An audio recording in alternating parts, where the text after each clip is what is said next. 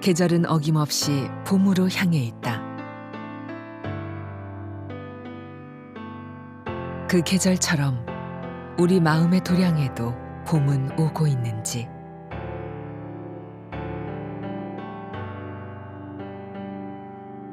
조바심 내어 기다린 봄이지만 정작 마음은 여전히 겨울이지는 않은가. 평온한 부처님 도량에서는 마음 먹으면 언제나 봄이다.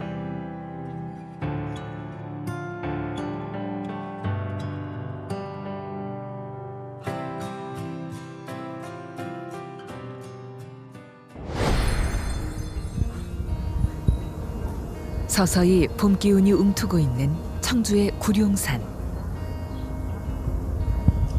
구룡산에 깃든 부처님의 신비로움을 긴 세월 청정 도량 위에 펼쳐놓은 안심사.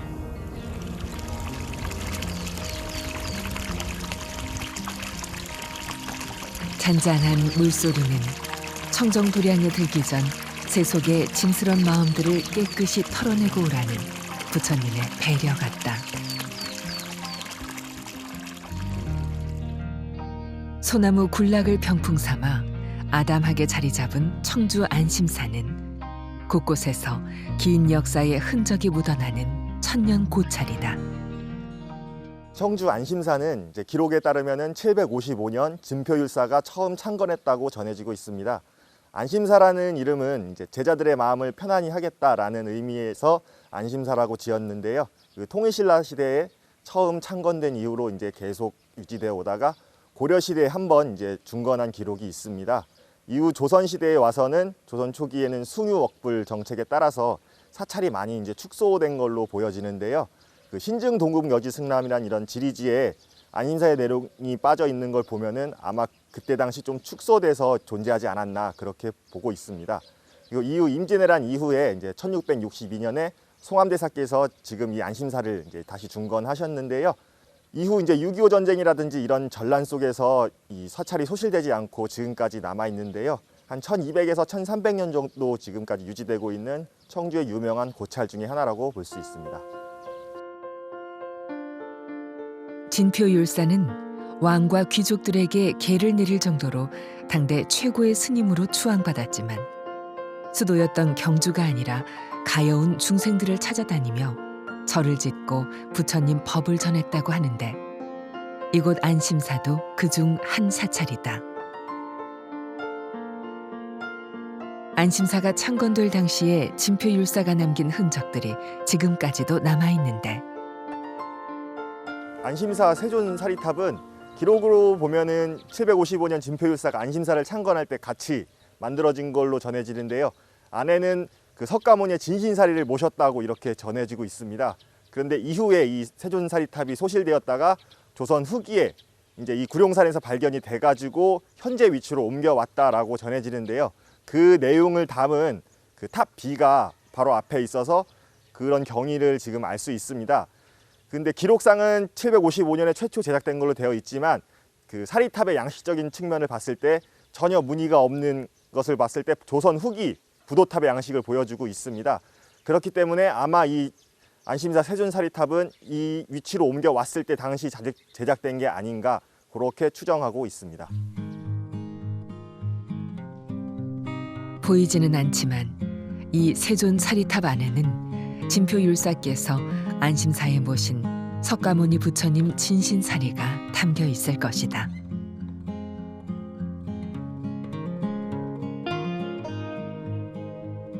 방형의 지대석 위에 팔각의 하대석을 놓고 탑신에 문양과 명문을 새겨놓지 않은 안심사 세존사리탑은 상륜부에 연주문을 돌려 구획하였고 상단을 뾰족하게 표현하였다. 세존사리탑 바로 옆에는 탑의 역사가 담겨있는 세존사리비가 나란히 서 있다. 도량에 들면 마음이 편안해지는 절, 청주 안심사.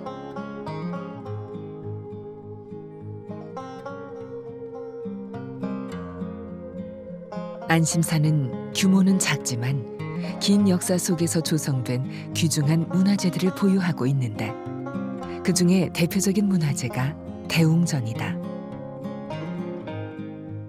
지금 대웅전 같은 경우는 이제 자연석으로 세 단의 기단을 쌓고 기초 초석도 가공되지 않은 자연석을 사용했습니다.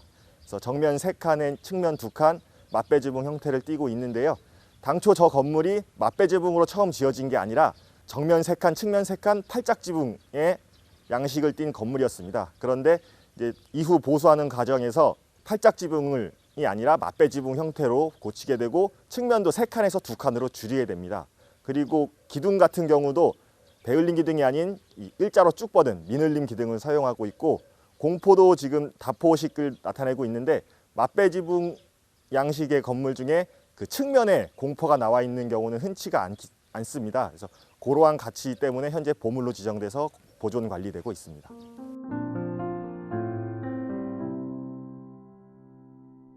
보물 제664호인 안심사 대웅전. 도량 안쪽 깊숙한 곳에 위치한 대웅전은 전체적으로 조선 초기와 중기의 다폭의 건물 양식이 혼합되어 있는데 여러 차례 수리와 보수를 통해 건물이 축소 변형된 것으로 보인다.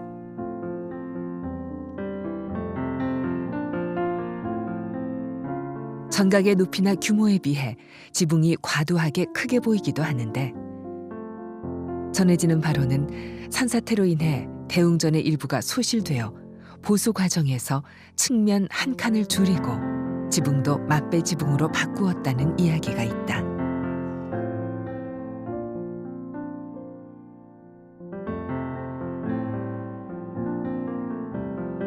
안심사 대웅전 안에는 건물 규모에 비해 훨씬 웅장해 보이는 소조 삼불상이 모셔져 있다.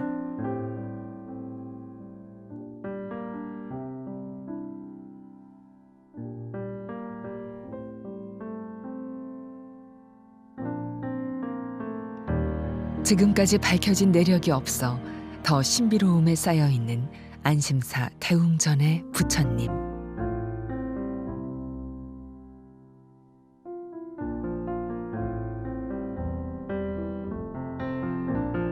대웅전 법당은 곳곳이 빛바래고 오래된 흔적들이 뚜렷하지만 그 화려함만은 숨길 수 없는데 그 중심에 후불탱화가 있다. 소조 삼불상 뒤로 펼쳐진 후불탱화는 보는 이로 하여금 부처님을 우러르게 만드는 힘을 느끼게 하는데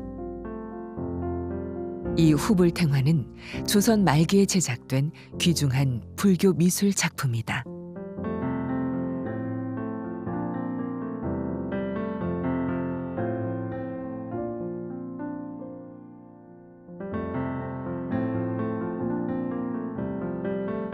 대웅전의 불상 뒤에 있는 후불화는 석가 삼불상입니다. 또는 삼불회도라고도 부르죠. 즉 삼불, 세 분의 부처님을 한 화면에 같이 그린 그림인데요. 가운데는 석가모니, 그리고 좌측에는 아미타와 약사 부처님으로 구성된 석가 삼불회도입니다. 그런데 이제 안심사의 대웅전에 있는 삼불회도의 경우는 화기의 기록으로는 1892년, 즉 고종의 한 말년쯤, 그러니까 19세기 말에 그려진 그림입니다. 그리고 그 그림은 흥미로운 점이 일단 시주자부터 먼저 말씀을 드리면 거기에 수십여 명의 비구니 스님들이 동참해서 이룬 불사입니다. 어떤 행적을 지닌 스님들이셨을지 그리고 어떻게 그렇게 불사에 다 이렇게 동참하실 수 있게 됐을지는 좀 살펴봐야 되겠지만 이제 그런 면에서 좀 중요한 의미를 지니는 것 같고요. 이제 불화 자체가 갖고 있는 특성이라고 할 수 있는 거는 첫 번째 구도입니다. 결국은 세 분의 부처님을 한 화면에 이제 모두 모시는 거잖아요. 그리고 밑에 이제 권속들이 등장을 하는데 상대적으로 이 세 분의 주존 부처님을 조금 더 위쪽에 크게 그려서 딱 봐도 부처님이 딱 눈에 들어오게끔 하는 그런 구성과 구도가 조금 눈에 띄고 또 화풍적인 면에서는 이 그림을 주관했던 화승 스님이 서울 경기 지역에서 왕실발원 불화를 굉장히 많이 그렸던 기량 있는 스님이셨습니다. 그래서 그 스님이 이쪽 지역에까지 초빙돼서 와서 불화를 그렸다는 점에서도 중요한 의미가 있죠. 대웅전 옆에는 국보로 지정된 안심사 괴불의 모사본이 걸려 있는데 청주 안심사에 깃든 부처님 세계의 상징이라면 단연 아름다운 괴불을 꼽을 수 있다.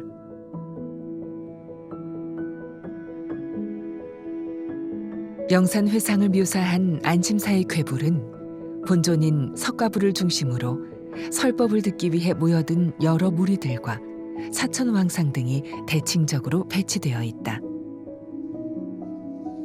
안심사 괴불탱은 1652년에 그려진 그 야외 의식에 사용되는 대형 걸개 그림입니다. 내용은 석가모니 부처님이 영치산에서 대중을 위해 설법하는 내용을 그림으로 묘사한 그런 영산회상도라고 볼 수 있고요. 그렇기 때문에 화면의 중앙에는 석가모니 부처님이 항마촉지인이라고 높은 대자 위에 중앙에 앉아 계시고 그 앞으로는 협시보살인 문수보살과 보현보살이 시립하고 있습니다. 그리고 그 석가삼존을 중심으로 그 주변에는 부처님의 제자들인 10대 제자와 그다음에 제석천, 범천, 사천왕 등의 호법신중이 둘러싸고 있는 구성의 그림입니다.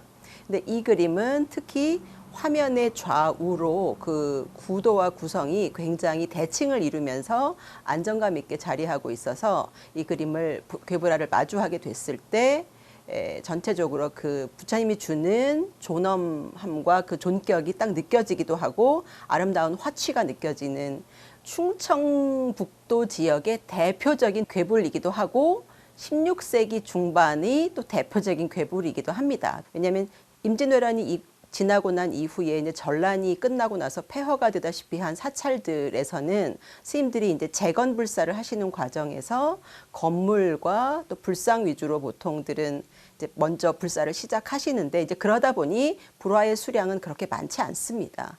그런데 특히 더 충청도 지역은 그 불화의 수량이 다른 지역에 비해서도 더 적은 편이죠.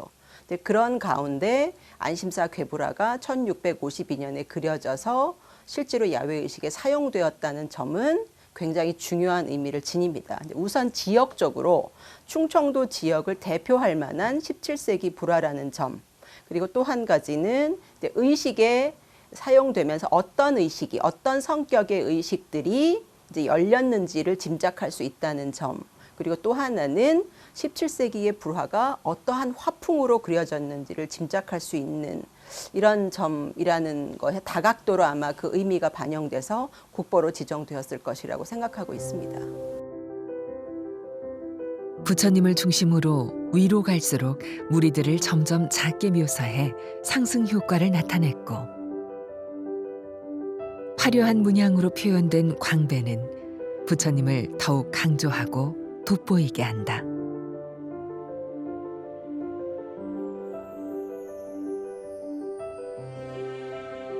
석가모니 부처님은 이목구비가 큼직해 더욱 근엄하게 보이면서 신체 비례가 무척 안정되어 있다.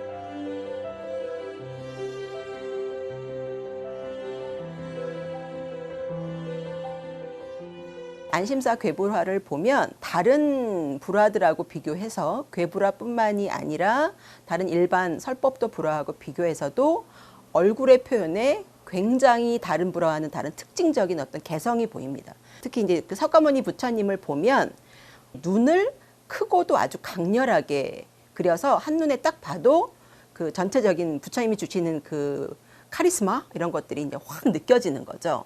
그리고 또 한 가지는 사실 제자들의 표현인데요. 제자들의 표현은 원래 다른 불화에서도 좀 더 실제감 있게 표현되는 게 이제 일반적이기는 한데 안심사 괴불화의 경우는 거기서 한 발 더 나아가서 다른 불화들에서는 보이지 않는 아주 독특한 표현들이 들어가 있습니다.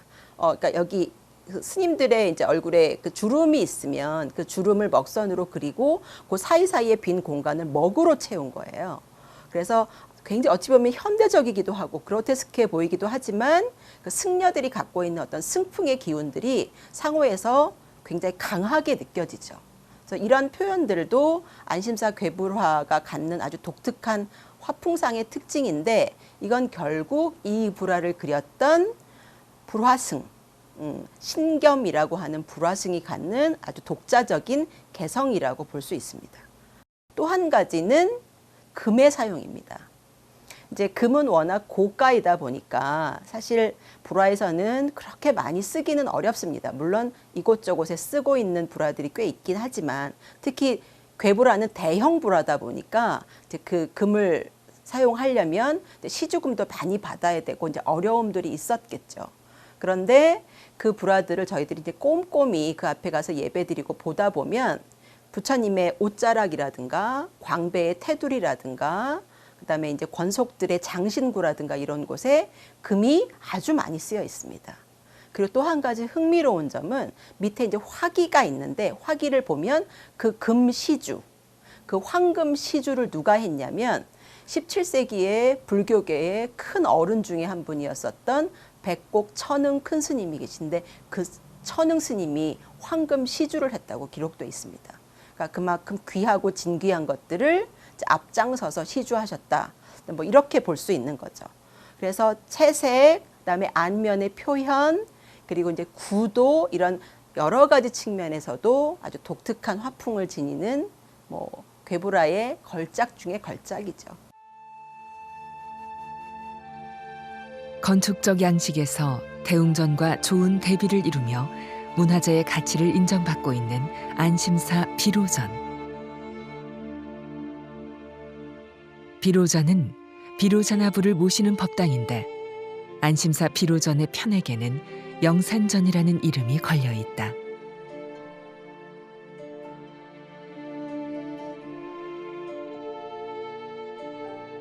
보시고 계신 이 건물은 당초 이제 비로자나부를 모시던 비로전이었습니다. 대웅전이 건립된 이후에 이제 지어진 건물인데요.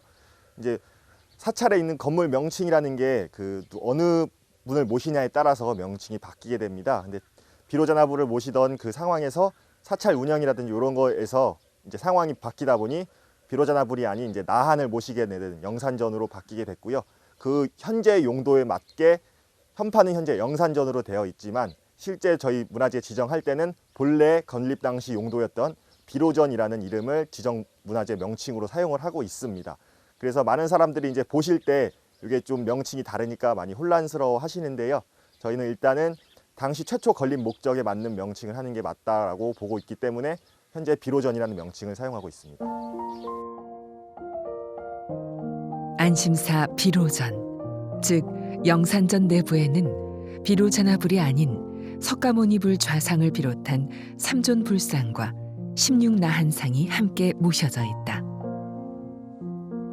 특히 영산전 안에는 법고가 자리하고 있다. 보통 법고는 오래 보존되기 힘든 재료의 특성상 시대가 오래된 작품이 많지 않은데 안심사 법고는 제작 연도와 제작 기법을 알 수 있고 당시의 불교 문화를 추정할 수 있는 귀중한 문화재다. 또한 안심사 법고는 통나무 내부를 파내 이음 없이 제작된 특징으로도 잘 알려져 있다. 법고 자체가 저렇게 오래된 게 남아있는 게 흔치가 않거든요. 그 나무로 만들어지고 가죽으로 둘러싼 일반적인 그냥 법고랑 비슷한 양식인데 안에 이제 묵서가 되어 있습니다. 그래서 묵서가에 정확하게 이제 조성 연대가 기록이 되어 있는데요. 1601년에 제작된 걸로 지금 되어 있습니다.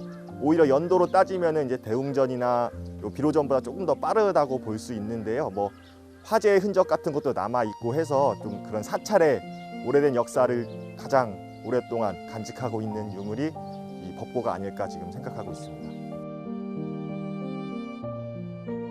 시간이 흐르면 사라지는 것들이 많지만 반면에 시간이 흐를수록 말로는 가치를 표현할 수 없는 귀중한 존재들이 있다.